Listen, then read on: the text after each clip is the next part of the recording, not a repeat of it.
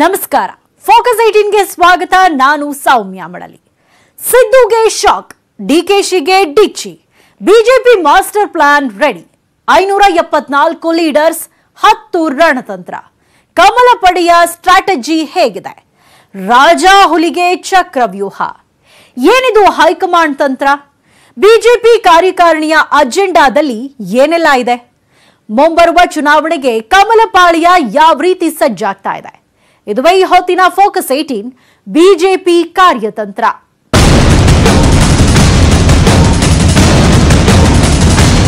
ಬರುವಂಥ ದಿನಗಳಲ್ಲಿ ಈ ಪಕ್ಷದ ಸಂಘಟನೆಯನ್ನು ಶಕ್ತಿಶಾಲಿಯಾಗಿ ಮಾಡಿ ಬರುವಂಥ ಎಲ್ಲ ಚುನಾವಣೆಗಳನ್ನ ಯಾವ ರೂಪದಲ್ಲಿ ಗೆಲ್ಲಬೇಕು ಅನ್ನೋಂಥ ಎಲ್ಲ ರೂಪರೇಷೆಗಳು ಕೂಡ ಇವತ್ತು ಮತ್ತೆ ನಾಳೆ ಚರ್ಚೆಗಳಾಗ್ತಾ ಇದೆ. ಅಧ್ಯಕ್ಷರು ಮತ್ತು ಕಾರ್ಯಕಾರಿಣಿ ಸದಸ್ಯರು ಬರ್ತಾರೆ, ಶಾಸಕರು ಬರ್ತಾರೆ, ಲೋಕಸಭಾ ಸದಸ್ಯರು. ಹೀಗಾಗಿ ಬಹಳಷ್ಟು ವಿಚಾರ ಪಕ್ಷದ ಹಿನ್ನೆಲೆ ಇಟ್ಟುಕೊಂಡು, ಪಕ್ಷ ಸಂಘಟನೆ ಇಟ್ಟುಕೊಂಡು ಚರ್ಚೆ ಆಗ್ತದೆ.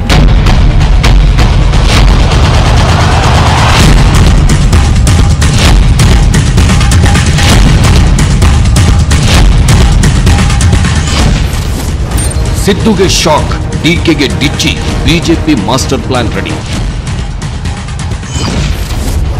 574 ಲೀಡರ್ಸ್, 10 ರಣತಂತ್ರ. ಕಮಲ ಪಡೆಯ ಸ್ಟ್ರಾಟಜಿ ಹೇಗಿದೆ?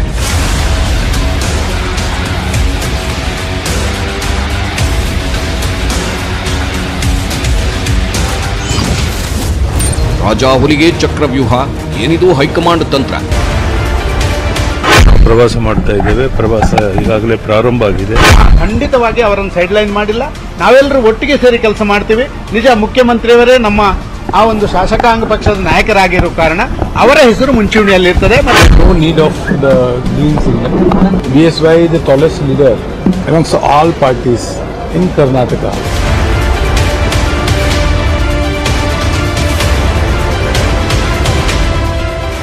ರಾಜ್ಯದಲ್ಲಿ ಅಧಿಕಾರದ ಚುಕ್ಕಾಣಿ ಹಿಡಿದಿರೋ ಕೇಸರಿ ಪಾಳ್ಯ ಮುಂದಿನ ಚುನಾವಣೆಯಲ್ಲೂ ಮತ್ತೆ ಅಧಿಕಾರದ ಗದ್ದುಗೆ ಏರೋಕೆ ಪ್ಲಾನ್ ಮಾಡುತ್ತಿದೆ. ಈಗಿನಿಂದಲೇ 2023ರ ವಿಧಾನಸಭಾ ಚುನಾವಣೆಗೆ ಯಾವ ರೀತಿ ಸಜ್ಜುಗೊಳ್ಳಬೇಕು, ವಿರೋಧಿ ಪಾಳ್ಯವನ್ನ ಯಾವ ರೀತಿ ಮಣಿಸಬೇಕು, ಮತದಾರರನ್ನ ಯಾವ ರೀತಿ ಒಲಿಸಿಕೊಳ್ಳಬೇಕು ಅನ್ನೋದರ ಬ್ಲೂ ಪ್ರಿಂಟ್ ತಯಾರಾಗ್ತಿದೆ.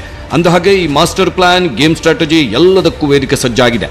ಬಿಜೆಪಿಯನ್ನ ಮತ್ತಷ್ಟು ಬೂಸ್ಟ್ ಮಾಡೋದಕ್ಕೆ, ಕಮಲಪಾಳ್ಯಕ್ಕೆ ಮತ್ತಷ್ಟು ಶಕ್ತಿ ತುಂಬೋದಕ್ಕೆ ಬೆಣ್ಣೆನಗರಿ ದಾವಣಗೆರೆಯಲ್ಲಿ ಬೃಹತ್ ಮಟ್ಟದಲ್ಲಿ ಕಾರ್ಯಕಾರಿಣಿ ಸಭೆ ನಡೆಯುತ್ತಿದೆ. ಬೆಣ್ಣೆನಗರಿ ದಾವಣಗೆರೆಯಲ್ಲಿ ಶನಿವಾರ ಕೋರ್ ಕಮಿಟಿ ಪದಾಧಿಕಾರಿಗಳ ಸಭೆ ನಡೆದರೆ ಭಾನುವಾರ ಕಾರ್ಯಕಾರಿಣಿ ಸಭೆ ಇದೆ. ಇದಕ್ಕೆ ಬಿಜೆಪಿ ನಾಯಕರು ಭಾಗಿಯಾಗಲಿದ್ದಾರೆ.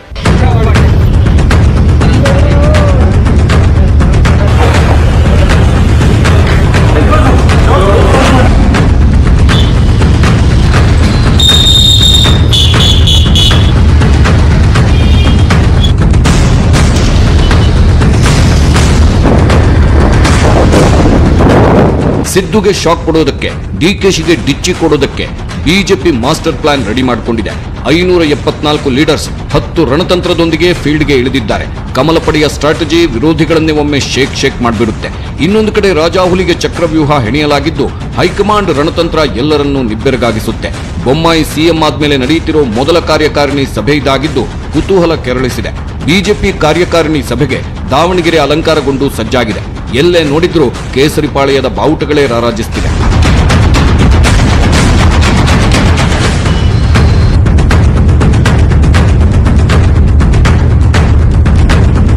ನಾಯಕತ್ವ ಬದಲಾವಣೆ ನಂತರ ಇದೇ ಮೊದಲ ಬಾರಿಗೆ ಕಾರ್ಯಕಾರಿಣಿ ಸಭೆ ನಡೆದಿದ್ದು ಕುತೂಹಲ ಇಮ್ಮಡಿಯಾಗಿದೆ. ಪಕ್ಷದಲ್ಲಿನ ಆಂತರಿಕ ಸಮಸ್ಯೆಗಳು ಹಾಗೂ ಮುಂದಿನ ಚುನಾವಣೆಯ ದೃಷ್ಟಿಕೋನದಲ್ಲಿ ಈ ಸಭೆ ಸಾಕಷ್ಟು ಮಹತ್ವ ಪಡೆದುಕೊಂಡಿದೆ. ರಾಜ್ಯದಲ್ಲಿ ಮುಂದಿನ ದಿನಗಳಲ್ಲಿ ಪಕ್ಷ ಸಂಘಟನೆ ಮಾಡುವ ನಿಟ್ಟಿನಲ್ಲಿ ಈ ಸಭೆ ಬಹುಮುಖ್ಯವಾಗಿದೆ.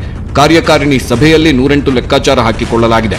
ಈ ಸಭೆಯಲ್ಲಿ ರಾಜ್ಯ ಬಿಜೆಪಿ ಉಸ್ತುವಾರಿ ಅರುಣ್ ಸಿಂಗ್, ಬಿಎಲ್ ಸಂತೋಷ್, ಸಿಎಂ ಬೊಮ್ಮಾಯಿ, ಮಾಜಿ ಸಿಎಂ ಬಿಎಸ್ವೈ, ಬಿಜೆಪಿ ರಾಜ್ಯಾಧ್ಯಕ್ಷ ನಳಿನ್ ಕುಮಾರ್ ಕಟೀಲ್, ಕೇಂದ್ರ ಸಚಿವರಾದ ಪ್ರಹ್ಲಾದ್ ಜೋಶಿ, ಶೋಭಾ ಕರಂದ್ಲಾಜೆ, ರಾಜೀವ್ ಚಂದ್ರಶೇಖರ್, ಭಗವಂತ್ ಖೂಬಾ, ನಾರಾಯಣ ಸ್ವಾಮಿ, ರಾಷ್ಟ್ರೀಯ ಕಾರ್ಯದರ್ಶಿ ಸಿಟಿ ರವಿ ಸೇರಿದಂತೆ ಕೇಂದ್ರ, ರಾಜ್ಯ ಸಚಿವರು ಸೇರಿ 574 ಬಿಜೆಪಿ ನಾಯಕರು ಭಾಗಿಯಾಗಲಿದ್ದಾರೆ. ಈ ಬಾರಿಯ ಕಾರ್ಯಕಾರಿಣಿ ಸಭೆ 10 ಹಲವು ಮಹತ್ವಗಳನ್ನು ಪಡೆದುಕೊಂಡಿದೆ. 108 ಲೆಕ್ಕಾಚಾರಗಳನ್ನು ಇಟ್ಟುಕೊಂಡು ಬಿಜೆಪಿ ಕಾರ್ಯತಂತ್ರ ರೂಪಿಸಿದೆ. ಇನ್ನೂ ಸಚಿವ ಭೈರತಿ ಬಸವರಾಜು ಕಾರ್ಯಕಾರಿಣಿ ಸಭೆಯ ಉಸ್ತುವಾರಿ ವಹಿಸಿಕೊಂಡಿದ್ರು. ಅವರು ಕೂಡ ಈ ಸಭೆ ಬಗ್ಗೆ ಮಾತನಾಡಿದ್ದಾರೆ. ಜಿಲ್ಲಾ ಪಂಚಾಯತ್ ಚುನಾವಣೆಗಳಿದೆ, ತಾಲೂಕ್ ಪಂಚಾಯತ್ ಚುನಾವಣೆಗಳಿದೆ, ಹಾಗೆ ಬೆಂಗಳೂರು ನಗರ ಮಹಾನಗರ ಪಾಲಿಕೆ ಚುನಾವಣೆಗಳು ಕೂಡ ನಮ್ಮ ಮುಂದಿದೆ. ನಮ್ಮ ನಾಯಕರೆಲ್ಲರೂ ಕೂಡ ಕೂತು ಚರ್ಚೆ ಮಾಡಿ ಯಾವ ರೀತಿ ನಾವು ಪಕ್ಷವನ್ನ ಸಂಘಟನೆ ಮಾಡಬೇಕು, ಪಕ್ಷಕ್ಕೆ ಯಾವ ರೀತಿ ನಾವು ಒತ್ತನ್ನು ಕೊಡಬೇಕು ಅಂತೇಳಿ ಆಯಾ ಭಾಗದ ಜಿಲ್ಲಾ ಉಸ್ತುವಾರಿ ಸಚಿವರಿಗೆ ಮತ್ತು ಜಿಲ್ಲಾಧ್ಯಕ್ಷರುಗಳಿಗೆ, ವಿಶೇಷವಾಗಿ ಅಲ್ಲಿನ ಸನ್ಮಾನ್ಯ ಶಾಸಕರಿಗೆ ಕೂಡ ಅನೇಕ ಸಂದೇಶವನ್ನು ಕೊಡುವಂಥ ಕೆಲಸವನ್ನು ಇವತ್ತು ರಾಜ್ಯದ ನಾಯಕರುಗಳು ಮಾಡ್ತಾ ಇದ್ದಾರೆ. ಬಿಜೆಪಿ ಕಾರ್ಯಕಾರಿಣಿ ಅಜೆಂಡಾ ಏನು? ಬಿಜೆಪಿ ಹೇಳಿ ಕೇಳಿ ಶಿಸ್ತಿನ ಪಕ್ಷ. ಇಲ್ಲಿ ಯಾವುದೇ ವಿಚಾರಗಳು ಜಾರಿಯಾಗಬೇಕಾದ್ರೆ, ಚುನಾವಣೆಗೆ ಸಜ್ಜಾಗಬೇಕಾದ್ರೆ ಒಂದು ಪ್ರಾಪರ್ ಪ್ಲಾನ್ ಮಾಡಿಕೊಳ್ಳಲಾಗುತ್ತೆ. ತಳಮಟ್ಟದಿಂದ ಯಾವ ರೀತಿ ಪಕ್ಷ ಸಂಘಟನೆ ಮಾಡಬೇಕು ಅನ್ನೋದರ ಬಗ್ಗೆ ಹೆಚ್ಚು ಚಿಂತನೆ ಮಾಡಲಾಗುತ್ತೆ. ಹಿರಿಯ ನಾಯಕರ ಮಾರ್ಗದರ್ಶನದಲ್ಲಿಯೇ ಈ ಎಲ್ಲ ಸಭೆಗಳು ನಡೆಯುತ್ತೆ. ಇದೇ ರೀತಿ ರಣತಂತ್ರಗಳನ್ನು ರೂಪಿಸ್ತಾನೆ ಇಲ್ಲಿವರೆಗೂ ಬಿಜೆಪಿ ವಿಧಾನಸಭೆ, ಲೋಕಸಭಾ ಚುನಾವಣೆ, ಉಪಚುನಾವಣೆ, ಪಾಲಿಕೆ ಚುನಾವಣೆಗಳನ್ನು ಗೆದ್ದಿದೆ. ಈಗ ಈ ಕಾರ್ಯಕಾರಿಣಿಯ ಪ್ರಮುಖ ಉದ್ದೇಶವೇ ಟಾರ್ಗೆಟ್ 2023. ಚುನಾವಣೆಗೆ ಇನ್ನೂ 2 ವರ್ಷ ಇರುವಾಗಲೇ ಪಕ್ಷಕ್ಕೆ ಭದ್ರ ಬುನಾದಿ ಹಾಕೋದಕ್ಕೆ ಈ ಸಭೆ ನಡೆದಿದೆ. ಹಾಗಾದ್ರೆ ಈ ಸಭೆಯ ಪ್ರಮುಖ ಅಜೆಂಡಾಗಳು ಯಾವುದು ಅನ್ನೋದನ್ನ ನೋಡೋಣ.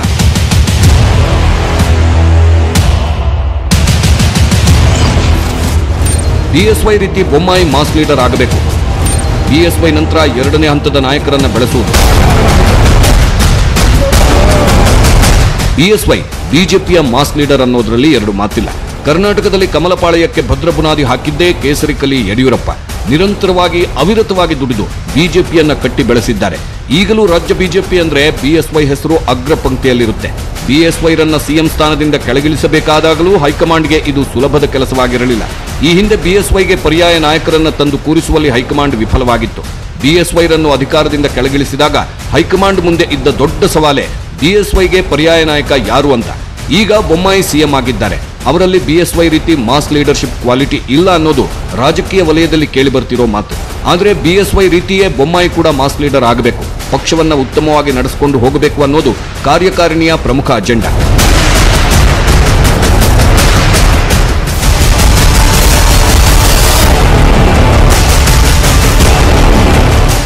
ಬಿಜೆಪಿ ಯಾವತ್ತೂ ಕುಟುಂಬ ರಾಜಕಾರಣಕ್ಕೆ ಹೆಚ್ಚಿನ ಒತ್ತು ಕೊಟ್ಟಿಲ್ಲ. ಬಿಎಸ್ವೈ ಕುಟುಂಬದ ವಿರುದ್ಧ ಭ್ರಷ್ಟಾಚಾರ ಆರೋಪ ಕೇಳಿಬಂದಾಗ ಹೈಕಮಾಂಡ್ ಅವರ ಕುಟುಂಬಕ್ಕೆ ಸೂಕ್ಷ್ಮ ಸಂದೇಶ ಸಾರಿತ್ತು. ಇನ್ನೊಂದು ಕಡೆ ಲೋಕಸಭಾ ಚುನಾವಣೆಯಲ್ಲಿ ಬೆಂಗಳೂರಿನಲ್ಲಿ ತೇಜಸ್ವಿ ಸೂರ್ಯ ಅವರಿಗೆ ಟಿಕೆಟ್ ಕೊಟ್ಟಿದ್ದು ನಿಮಗೆಲ್ಲ ಗೊತ್ತೇ ಇದೆ. ಯುವ ನಾಯಕರನ್ನ ಮುನ್ನೆಲೆಗೆ ತರುವುದು ಬಿಜೆಪಿಯ ಮುಖ್ಯ ಉದ್ದೇಶ. ಪಕ್ಷ ಒಬ್ಬ ವ್ಯಕ್ತಿಗೆ ಸೀಮಿತವಾಗಿರಬಾರದು, ಪರ್ಯಾಯ ನಾಯಕರು ಸೃಷ್ಟಿಯಾಗಲೇಬೇಕು ಅನ್ನೋದು ಬಿಜೆಪಿಯ ಮೇನ್ ಅಜೆಂಡಾ. ಈಗ ಈ ಕಾರ್ಯಕಾರಿಣಿ ಸಭೆಯಲ್ಲಿ ಬಿಎಸ್ವೈ ನಂತರ 2ನೇ ಹಂತದ ನಾಯಕರನ್ನ ಬೆಳೆಸೋದ್ರ ಬಗ್ಗೆಯೂ ಚಿಂತನೆ ನಡೆದಿದೆ. ತಾಲೂಕ್ ಪಂಚಾಯತ್, ಜಿಲ್ಲಾ ಪಂಚಾಯತ್, ಬಿಬಿಎಂಪಿ ಚುನಾವಣೆ ತಯಾರಿ ಹೇಗಿರಬೇಕು? ಮುಂಬರುವ ಸ್ಥಳೀಯ ಸಂಸ್ಥೆ ಚುನಾವಣೆ ಅಜೆಂಡಾಗಳೇನು? ಬಿಜೆಪಿ ಈಗಾಗಲೇ ಹಲವು ಉಪಚುನಾವಣೆಗಳನ್ನು ಗೆದ್ದು ಬೀಗಿದೆ. ಇದೇ ತಿಂಗಳು ನಡೆದ ಮಹಾನಗರ ಪಾಲಿಕೆ ಚುನಾವಣೆಯಲ್ಲೂ ಕೇಸರಿಪಾಳ್ಯ ಗೆಲುವಿನ ನಗೆ ಬೀರಿದೆ. ಬೊಮ್ಮಾಯಿ ಸಿಎಂ ಆದ ಮೇಲೆ ನಡೆದ ಮೊದಲ ಅಗ್ನಿ ಪರೀಕ್ಷೆಯಲ್ಲಿ ಗೆದ್ದಿದ್ದಾರೆ. ಇದು ಬಿಜೆಪಿ ಹೈಕಮಾಂಡ್ಗೂ ಒಂದು ರೀತಿಯ ಆತ್ಮವಿಶ್ವಾಸ ಮೂಡಿಸಿದೆ. ಈಗ ಬಿಜೆಪಿ ಮುಂದಿರೋ ಸವಾಲು ಅಂದ್ರೆ ತಾಲೂಕ್ ಪಂಚಾಯತ್, ಜಿಲ್ಲಾ ಪಂಚಾಯತ್ ಹಾಗೂ ಬಿಬಿಎಂಪಿ ಚುನಾವಣೆ. ಮತ್ತೆ ಎಂದಿನಂತೆ ಯಾವ ರೀತಿ ಗ್ರೌಂಡ್ ಲೆವೆಲ್ನಲ್ಲೇ ಪಕ್ಷ ಸಂಘಟನೆ ಮಾಡಬೇಕು, ಪಕ್ಷವನ್ನ ಯಾವ ರೀತಿ ಬಲವರ್ಧನೆ ಮಾಡಬೇಕು ಅನ್ನೋದ್ರ ಬಗ್ಗೆ ಪ್ಲಾನ್ ಮಾಡಿಕೊಳ್ಳಲಾಗಿದೆ. ಬರುವಂಥ ದಿನಗಳಲ್ಲಿ ಈ ಪಕ್ಷದ ಸಂಘಟನೆಯನ್ನು ಶಕ್ತಿಶಾಲಿಯಾಗಿ ಮಾಡಿ ಬರುವಂಥ ಎಲ್ಲ ಚುನಾವಣೆಗಳನ್ನ ಯಾವ ರೂಪದಲ್ಲಿ ಗೆಲ್ಲಬೇಕು ಅನ್ನೋಂಥ ಎಲ್ಲ ರೂಪರೇಷೆಗಳು ಕೂಡ ಇವತ್ತು ಮತ್ತೆ ನಾಳೆ ಚರ್ಚೆಗಳಾಗ್ತಾ ಇದೆ. ತಾಲೂಕು, ಜಿಲ್ಲಾ ಮಟ್ಟದಲ್ಲಿ ಕಾರ್ಯಕರ್ತರನ್ನ ಹುರಿದುಂಬಿಸುವುದು, ಮನೆ ಮನೆಗೂ ಹೋಗಿ ಮತದಾರರನ್ನ ಒಲಿಸೋದು, ಹಾಗೆ ಬಿಜೆಪಿ ಸರ್ಕಾರದ ಸಾಧನೆಗಳನ್ನು ಜನರಿಗೆ ತಲುಪಿಸೋದು, ಅವರಿಗೆ ಮನದಟ್ಟಾಗುವಂತೆ ಮಾಡುವುದು, ಬಿಜೆಪಿಯ ಹಿರಿಯ ನಾಯಕರ ನೇತೃತ್ವದಲ್ಲಿ ರಣತಂತ್ರ ರೂಪಿಸುವುದು, ಒಂದಿಷ್ಟು ನಾಯಕರು ಕಾರ್ಯಕರ್ತರೊಂದಿಗೆ ತಾಲೂಕು ಹಾಗೂ ಜಿಲ್ಲಾ ಮಟ್ಟದಲ್ಲಿ ಪ್ರವಾಸ ಕೈಗೊಳ್ಳುವುದು, ಅಲ್ಲಿನ ವಸ್ತುಸ್ಥಿತಿಯ ಬಗ್ಗೆ ಅಧ್ಯಯನ ಮಾಡುವುದು, ಮೂಲಭೂತ ಸಮಸ್ಯೆಗಳಿದ್ರೆ ಅದಕ್ಕೆ ಪರಿಹಾರ ಒದಗಿಸುವುದು, ಹೀಗೆ ಬೇರೆ ಬೇರೆ ರೀತಿಯ ಕಾರ್ಯತಂತ್ರಗಳನ್ನು ರೂಪಿಸೋದ್ರ ಮೂಲಕ ಎಲೆಕ್ಷನ್ ಗೆಲ್ಲೋದು ಬಿಜೆಪಿಯ ಮೇನ್ ಟಾರ್ಗೆಟ್.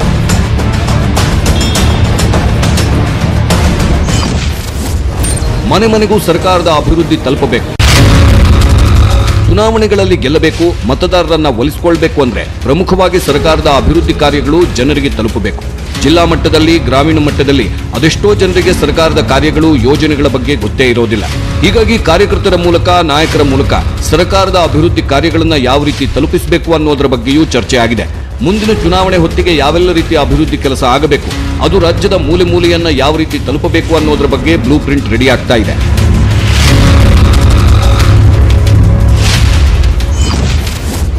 ಕಾರ್ಯಕರ್ತರ ಹೊಣೆ ಏನು, ನಾಯಕರ ಹೊಣೆ ಬಗ್ಗೆ ಚರ್ಚೆ. ಎಲ್ಲ ಪಕ್ಷಗಳಿಗೆ ಕಾರ್ಯಕರ್ತರೇ ಜೀವಾಳ. ಬಿಜೆಪಿ ತನ್ನ ಕಾರ್ಯಕರ್ತರನ್ನ ಸರಿಯಾದ ರೀತಿಯಲ್ಲಿ ಸದ್ಬಳಕೆ ಮಾಡಿಕೊಳ್ತಿದೆ. ಹಾಗೆ ಮುಂಬರುವ ಚುನಾವಣೆಗಳಲ್ಲಿ ಯಾವ ರೀತಿ ಕಾರ್ಯಕರ್ತರನ್ನ ಬಳಸಿಕೊಳ್ಳಬೇಕು, ಹಾಗೆ ನಾಯಕರಿಗೆ ಯಾವ ರೀತಿ ಹೊಣೆ ಹಂಚಿಕೆ ಮಾಡಬೇಕು, ಇವರಿಬ್ಬರ ನಡುವೆ ಯಾವ ರೀತಿ ಹೊಂದಾಣಿಕೆ ಇರಬೇಕು ಅನ್ನೋದರ ಬಗ್ಗೆಯೂ ರಣತಂತ್ರ ರೂಪಿಸಲಾಗ್ತಿದೆ.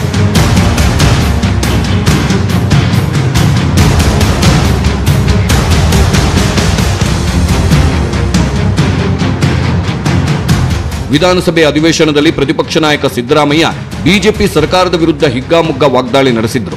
ಹೀಗಾಗಿ ಬಿಜೆಪಿ ಪ್ರತಿಪಕ್ಷಗಳನ್ನ ಯಾವ ರೀತಿ ಕಟ್ಟಿಹಾಕಬೇಕು, ಅದರಲ್ಲೂ ಪ್ರಮುಖವಾಗಿ ಕಾಂಗ್ರೆಸ್ ಕಲಿಗಳಾದ ಸಿದ್ದು ಹಾಗೂ ಡಿಕೆಶಿಯನ್ನ ಯಾವ ರೀತಿ ಎದುರಿಸಬೇಕು ಅನ್ನೋದರ ಬಗ್ಗೆಯೂ ಪ್ಲಾನ್ ಮಾಡಿಕೊಳ್ಳಲಾಗ್ತಿದೆ. ಕೈ ಕಲಿಗಳು ಹೂಡೋ ರಣತಂತ್ರಗಳಿಗೆ ಯಾವ ರೀತಿ ಪ್ರತಿತಂತ್ರ ಹೂಡಬೇಕು, ಸಿದ್ದುಗೆ ಯಾವ ರೀತಿ ಶಾಕ್ ನೀಡಬೇಕು, ಡಿಕೆಗೆ ಯಾವ ರೀತಿ ಡಿಚ್ಚಿ ಕೊಡಬೇಕು, ಕೈಪಾಳ್ಯದ ಮತಗಳನ್ನ ಯಾವ ರೀತಿ ಒಲಿಸಿಕೊಳ್ಳಬೇಕು ಅನ್ನೋದರ ಬಗ್ಗೆಯೂ ಬಿಜೆಪಿ ಹೋಂವರ್ಕ್ ಮಾಡುತ್ತಿದೆ. ದಾವಣಗೆರೆಯ ಖಾಸಗಿ ಹೋಟೆಲ್ನಲ್ಲಿ ಬಿಜೆಪಿ ವಿಭಾಗೀಯ ಪ್ರಭಾರಿಗಳು ಹಾಗೂ ಜಿಲ್ಲಾ ಸಂಘಟನಾ ಕಾರ್ಯದರ್ಶಿಗಳ ಸಭೆ ಕೂಡ ನಡೆಯಿತು. ಈ ಸಭೆಯಲ್ಲಿ ಹಲವು ಮಹತ್ವದ ವಿಚಾರಗಳು ಚರ್ಚೆ ಆಯಿತು. ಈ ಸಭೆಯಲ್ಲಿ ರಾಜ್ಯ ಬಿಜೆಪಿ ಉಸ್ತುವಾರಿ ಅರುಣ್ ಸಿಂಗ್, ಬಿಜೆಪಿ ರಾಜ್ಯಾಧ್ಯಕ್ಷ ನಳಿನ್ ಕುಮಾರ್ ಕಟೀಲ್, ಸಂಘಟನಾ ಕಾರ್ಯದರ್ಶಿ ಅರುಣ್ ಕುಮಾರ್ ಸಭೆಯಲ್ಲಿ ಉಪಸ್ಥಿತರಿದ್ದರು. ಕಾರ್ಯಕಾರಿಣಿಯಲ್ಲಿ ರಾಜಾಹುಲಿ ಬಿಎಸ್ವೈ ಅವರ ರಾಜ್ಯ ಪ್ರವಾಸ ಕೂಡ ಹೀಟ್ ಆಫ್ ದಿ ಟಾಪಿಕ್ ಆಗಿದೆ.